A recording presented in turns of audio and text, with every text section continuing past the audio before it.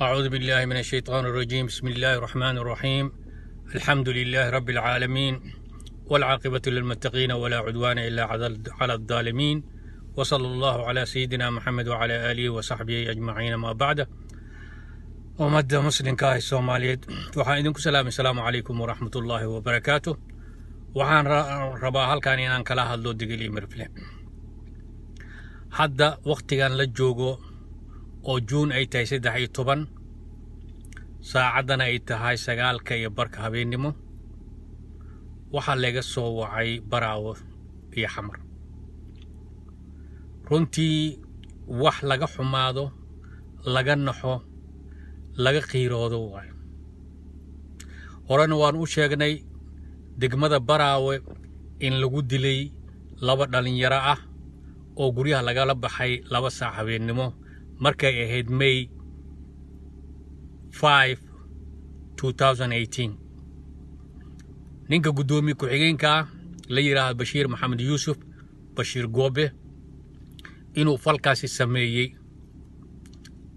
dhalinyaradii inuu jirdilay, indhihii ka bujiyay ayagoo nool, xilinyihii ka garaacay, ilkihii ka siibay, cidiyii ka siibay, markay sakaraadeenna oo xabad ku dhuftay. waxaa dhacday waalidiintii iyo nabadoonadii inay kiiskii ka fureen maxkamadda ku taala Shabeellada Hoose. in Shariif Xasan Sheekh Aadan oo maxkamaddii uu amray gudoomiyaha maxkamadda sare inuu amray in aan kiiskaasi la qaban karin, laguna qaban karin maxkamad ku taalo Koonfur Galbeed. waa ummad masaakiina looma ooyaan ah, aan dad haysan oo masaakiina lagu kortumanayo dhiigooda inuu qariir rabo. nin mujrim ah dadka hore u soo dhameeyay, kuwan keli ma ahan odaya oo nabadoonno ah, Sidina iyo Jiis ninka la yiraahdo isbitaalka ka shaqeynayay, labadoodana uu hore u soo cunay. bal fiiriya arintaasi. waxaa dictator lagu sheegayay Siyaad Barre.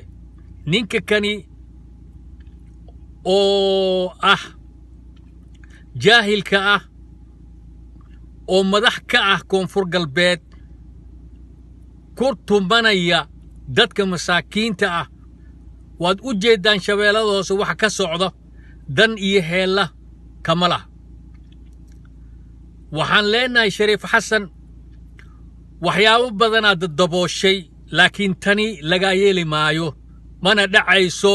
ballan ilaahan ku qaadnay inaan maxkamadaha adduunka ka dacwoono, miidiyaha meel kasta, Yurub hadday noqoto, Mareykan hadday noqoto, Al Jazeera hadday noqoto, kulli aan dhigna sawiradooda, aan ka sheegno in aad tahay nin ummaddaasi baabi'inaya oo inuu cirib tiro rabo, hore u soo dhameeyay, haddana rabo inuu ka tirtiro Shabeellada Hoose.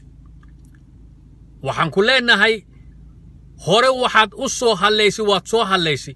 wixii hadda kadib tallaabo sharci ah ayaa laga qaadayaa.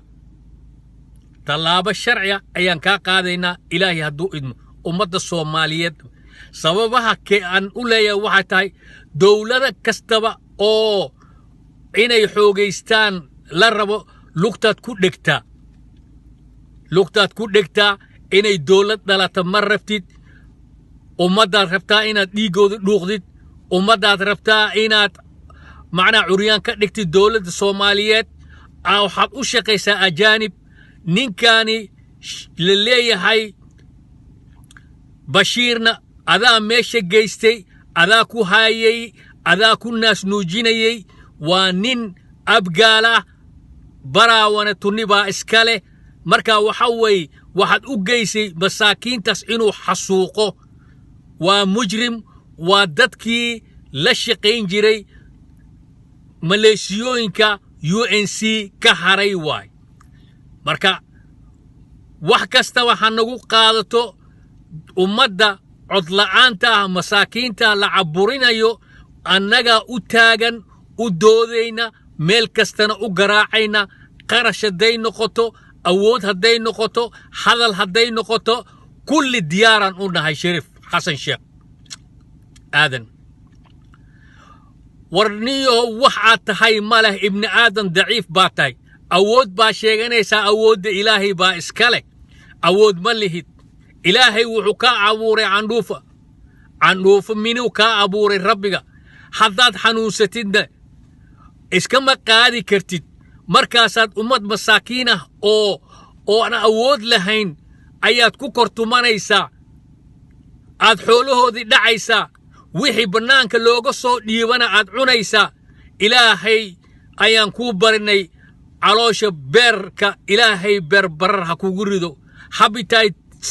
habitaay di ilaahay ha kugu rido xoolahooda aad cunaysid sababaha waxa waaye wixii loo soo dhiibay oo xagga caafimaadka loogu soo dhiibay jeebkaad gashatay wixii tacliinta oo iskoolaadka loogu soo dhiibay inay la hormariyeen tacliintoodana jeebkaad gashatay difaac wixii loogu soo dhiibay jeebkaad gashatay waxaad rabtaa adduunyada inaad ka tirtirtid laakiin ilaahay ayaa ka tirtiri kara waad u jeedaa maalin kastaba waad iska indha tiraysaa laakiin tani waa ku fashilmi